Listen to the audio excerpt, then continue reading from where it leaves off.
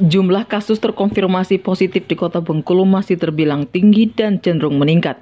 Bahkan setelah menerapkan PPKM Mikro sejak tertanggal 1 Juli hingga 25 Juli 2021, Kota Bengkulu justru kembali berstatus zona merah, sehingga menjadi salah satu daerah di Indonesia yang menerapkan PPKM level 4 berdasarkan Instruksi Mendagri nomor 5 tahun 2021.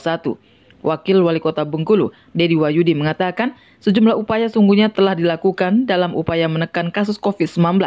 Beberapa hal yang menjadi titik tekannya adalah mengimbau warga untuk menghindari kerumunan baik di perkantoran maupun di pasar. Meskipun demikian, menurut Dedi Wahyudi, kebijakan PPKM Mikro sendiri masih menuai penolakan atau sikap kurang mendukung dari masyarakat. Ia bahkan sampai menerima keluhan yang membandingkan antara lokasi atau pusat bisnis atau ekonomi seperti pasar yang dilonggarkan dengan tempat ibadah yang diperketat. Selain itu, tantangan juga datang dari bidang pendidikan. Pasalnya, terdapat sekolah yang mendukung kebijakan pemerintah dengan menerapkan pembelajaran jarak jauh atau secara online. Namun ada juga sekolah yang menggelar pembelajaran tatap muka.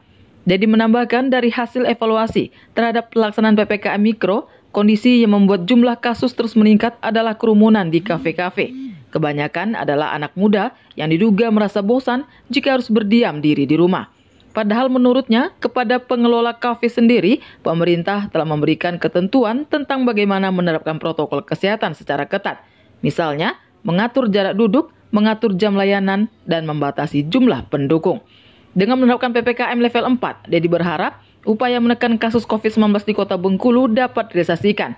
Pemerintah Kota Bengkulu sendiri telah memutuskan tidak ada belajar tatap muka di sekolah.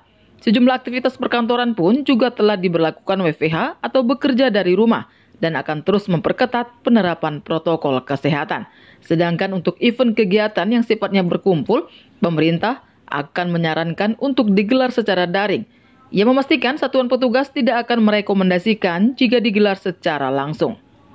Esensial, kita masih beri ruang untuk buka. Apa itu esensial? Misal pemerintah tetap mengizinkan warung makan, warteg, kemudian usaha-usaha itu boleh buka, tetapi waktunya kita batasi maksimal sampai pukul 20 maksimal. Kemudian disarankan hanya take away, jadi sampai pukul 17, pukul 5 sore itu tidak ada lagi. Malam-malamnya kalaupun ada pesan makan itu take away saja ataupun dibungkus, gitu. Lalu kemudian perkantoran juga demikian. Perkantoran kita sarankan WFH. Jadi masyarakat ataupun para pelaku ekonomi khususnya di bidang perkantoran, baik itu swasta atau negeri, kita sarankan dilakukan dengan WFH. Lebih lanjut dikatakan Dedi Wahyudi, bagi warga yang akan menggelar hajatan pernikahan, pemerintah kota tidak bisa melarang. Hanya saja kapasitas orang dibatasi, yakni 30 orang dan harus menerapkan protokol kesehatan. Sementara untuk menerapkan penyekatan bagi arus keluar masuk Kota Bengkulu, pemerintah tidak melakukannya.